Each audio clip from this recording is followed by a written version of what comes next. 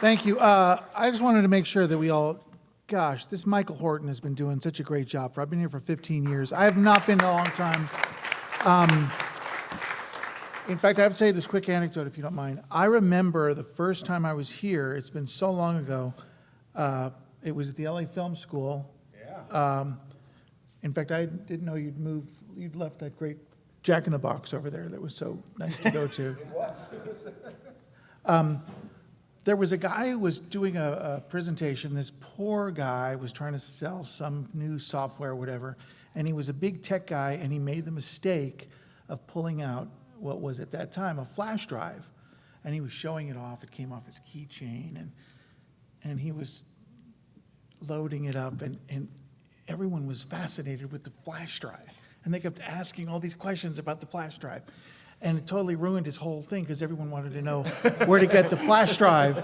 And every time he thought he'd change the subject, they'd say, yeah, but can I borrow the flash drive? Is it how big? So we're not going to be talking about flash drives tonight. I did a moviola for Michael, for webinar for Moviola. You can see I work behind the scenes. I'm not on stage, obviously. So I did this, I used a PowerPoint presentation. I'm just going to kind of whip right through it and try to, just in general, searching for footage and photographs. There's different types of footage and photographs you can get. You can get royalty-free. You can go through major stock houses, independent stock houses. You can go through YouTube, and we'll talk about Google Images. Royalty-free content, there's a couple of companies that do royalty-free content. That's inexpensive. We'll talk about that in a little bit. There's major stock houses where you can go through, and I'm just going to whip right through this just in general. Getty Images, Corbis, T3 Media, the big, large corporations. YouTube clips. If you want to license a YouTube clip, it's a nice, easy way to do it if you know what you're doing. You have to be careful. Send a message to the YouTube channel owner. Negotiate a licensing rate. Initiate the license agreement. And Google Images, using images off of Google. Pray. Pray often, pray fervently. Niche content, there's a couple different places to get kind of off-the-wall stuff. Home videos. There's companies that actually own and license out home videos, and they're fairly inexpensive. America's Funniest Videos, they license them out. Planet's Funniest Animals. If you're looking for any kind of home video, viral videos they're licensable. There are places to go to for this. I'm going to whip right through this stuff. You don't need to see this stuff. It was so cool. I had like people popping up out of there. The clearance process. Trademark issues. What? Why is he laughing? You're whipping. I don't even know what to say. I'm sorry. See, this was a 50-minute webinar, so. But we don't have to do it in 6 minutes. No, I'm sorry. I'm sorry. We've got 25 minutes. I'm sorry. Trademark issues. Professional sports is kind of dicey. You have to be careful when you're licensing professional sports. We'll get into that. And the Oscars and film franchise characters from 007, some of the more infamous film franchise characters.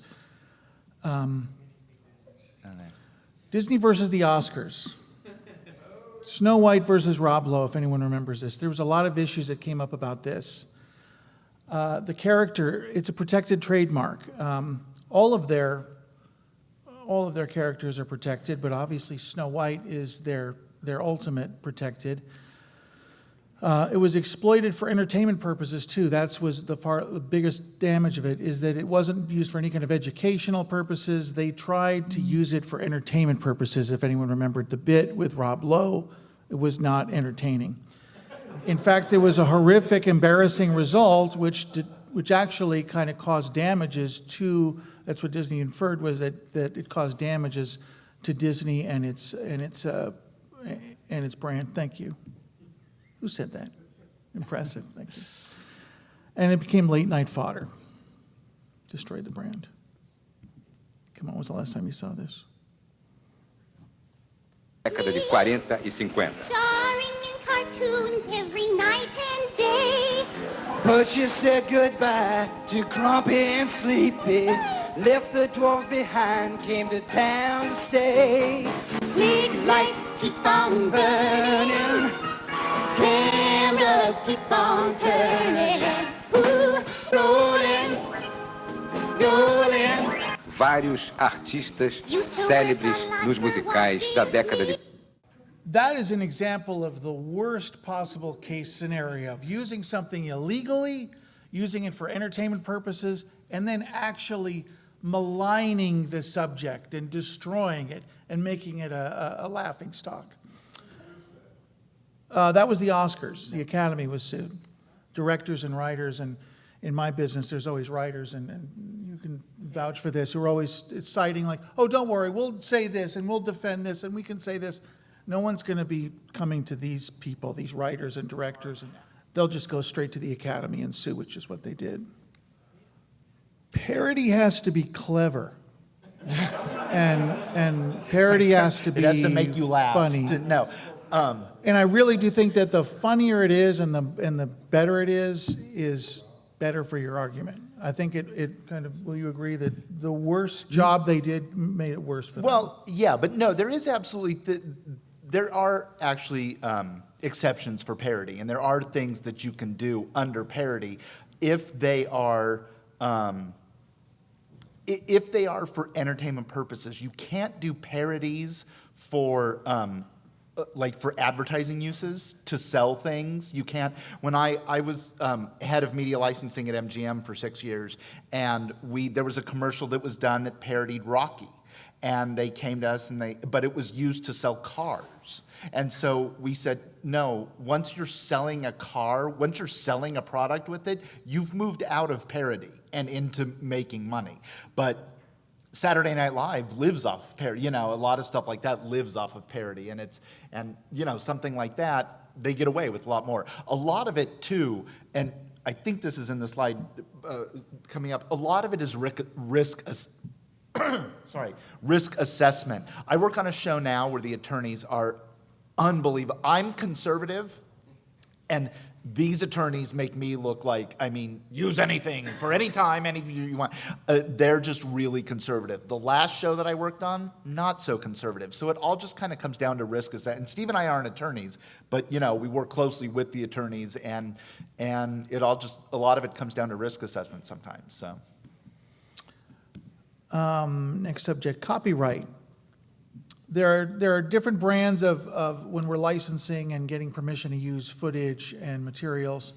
It's copyright, it's trademark, it's releases. So if someone tells you that they want to fair use something or it's licensed, there's still tons of other issues. It's not as simple as you think. The copyright law of 1976 basically protects a lot of written works, a lot of created works. The rights that need to be secured. For example, if you are, when I work at the Jimmy Kimmel Show, we license our show for, it's not top secret, we license our show. It's aired on broadcast TV. So we license for broadcast TV rights. We license for worldwide because we're broadcast in a lot of countries and we don't want to omit anyone. And we license for one use, pretty much, one or two uses. In general, those are our rights. They're fairly cheap rights because they don't go into perpetuity. Barry works on a lot of shows that go into home video and DVD. Those are nightmares. If you're working on any kind of project that's going to be rerun or go to DVD, or you really need to be much more careful and get everything buttoned up. Not like we're loosey-goosey at late night, but... And some of you probably know this too. A lot of times it's not problematic necessarily to license for perpetuity. It's just more expensive. But even, a lot of places out there, if you're not licensing major film and television clips and music, a lot of stock footage houses aren't as expensive for perpetuity as you would think they were. Royalty-free footage has brought down some of the rates of even, they call it rights, of what is rights managed footage, which is not royalty free, which is you have to license it, every time you use it. There are different types of rights that you can get. You can, what really happens in a lot of shows is that a lot of times you'll get hired onto a production company and they'll say, yeah, we're producing this series for whatever, and they'll tell the clearance people, well, we want to get all media, all rights, we just want to license everything. Well, that drives everyone crazy because, for example, if you're a filmmaker and you own a film, you don't want to give up the licensing rights to everything just for no apparent reason. There's no reason for you to give up these rights. You really should only license for what you need. There's a lot of idiotic producers and companies that just don't want to deal with it, and they just don't have headaches later, so they just license all media worldwide, perpetuity. It's basically like wrapping the whole project. But every time you go marketing and you're looking for material like that, your rates are going to go huge because everyone's going to charge you bulk. So you can be selective in what the rights that you're licensing for. Sometimes you just need rights for if you're doing an independent film. Someone was saying they had a film that they're screening at a festival. Well, the one you're dealing with. That's a lot of times easier to license for. If you're licensing a film for a screening, let's say you just have it's going to go to a film festival and you don't have any kind of television airing or no film deal yet, you can get the rights for exhibition or basically for screening purposes or a film festival for fairly inexpensive. That's kind of a shortcut around a lot of those circumstances. The problem is, which I don't know Go ahead. if you relate to this, the problem is there's so many filmmakers out now that are doing so many more documentaries.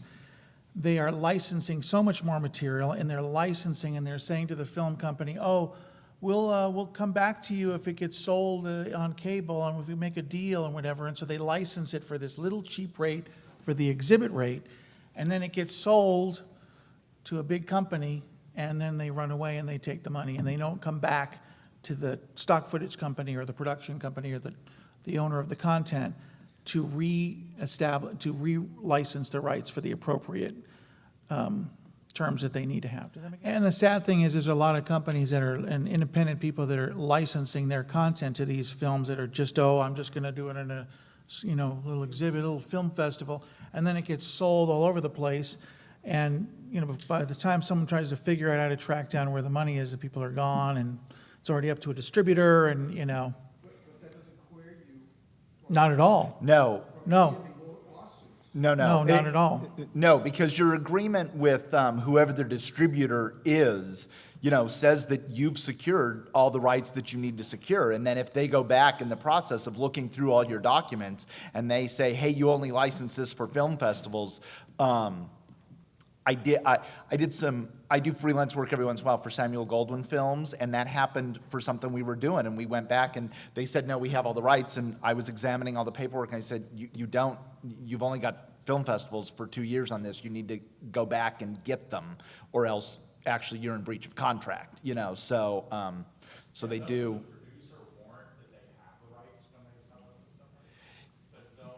Yes, They do, represent and but warrant, don't they? They sure do, don't they? But sometimes they may not know. I mean, if you're licensing a bunch of different stuff out of a film, especially music or something like that, somebody may have missed something, Somebody may have missed something somewhere along the line or not done something the way they were supposed to, and it slips through. But there have been some producers that are acting kind of like they did in the housing crash, where there were people that had houses and they were transferring ownership to people and just running out of town. I mean, that's literally what has happened.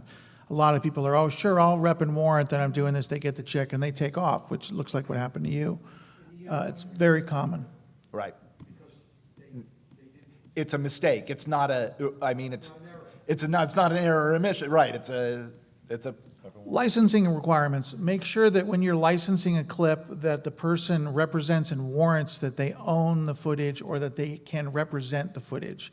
That's the most important 2 words you want to have in your license agreement. Although I'm going to talk about that for one quick second, is that for anybody who's licensed from the TV studios and the networks, you should know that what they issue you is not a rep and warrant, but they issue you a quit claim, which what that is basically it says, we believe we have the rights to license you this clip, and we're going to let you use it, but if it turns out somehow that we don't have the rights to license it, that it's not our problem. But that's, I know, which is, now, I worked But at... that's let me not just every say- film company. Those are No, it that's- is every studio is a quit claim.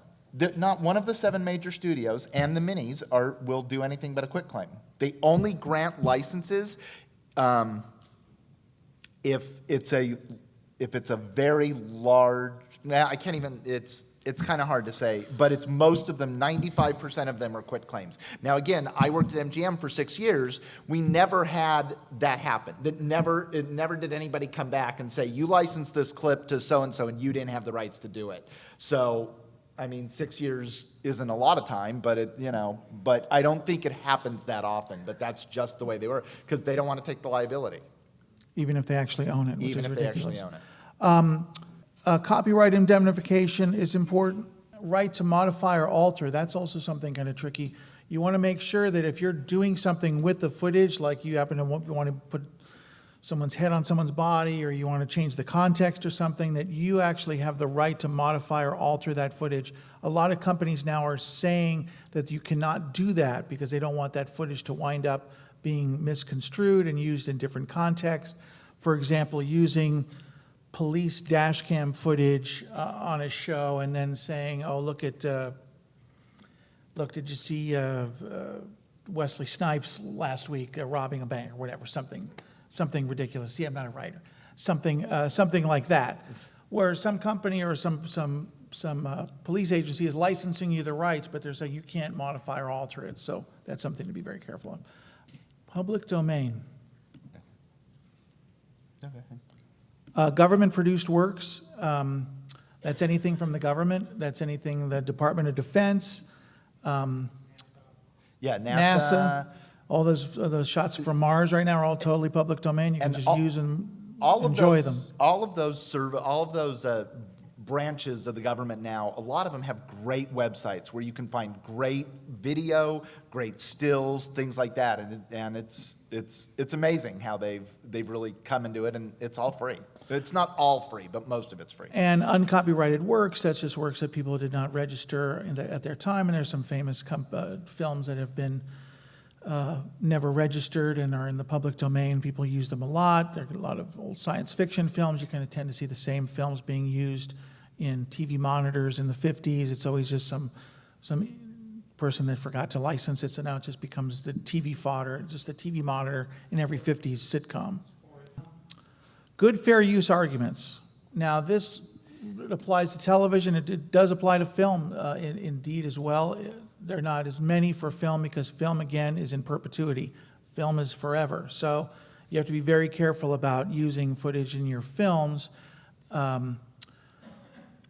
Inability to source, you do due diligence. You don't know where this is from. You've really tried your best to check them out.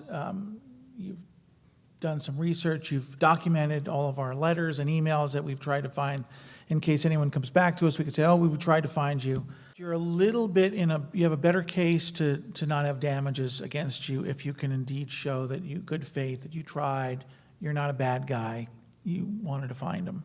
Right, if you have a paper trail, that happens. Paper trail, thank you. If you have a paper trail that you've tried to find somebody, and if you actually set the money aside, which some companies will do, then if somebody comes after you, you can say, no, if he sues you for $5 million, yet the licensing fee would really be $10,000, no judge is going to give him the $5 million because they're going to say, they have a paper trail. They tried to find you for 3 weeks, and they couldn't, and they set the money aside for you.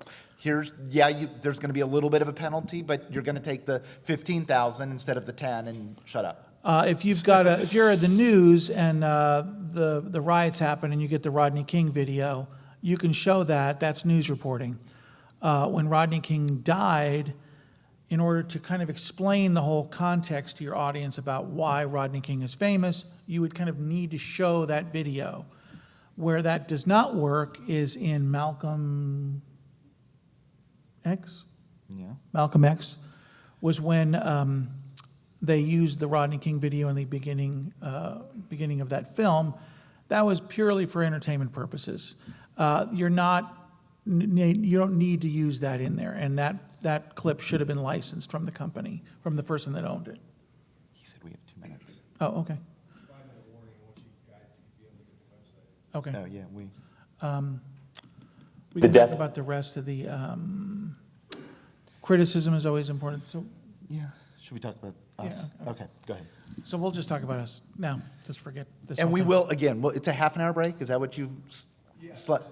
Okay, we'll be here for that too.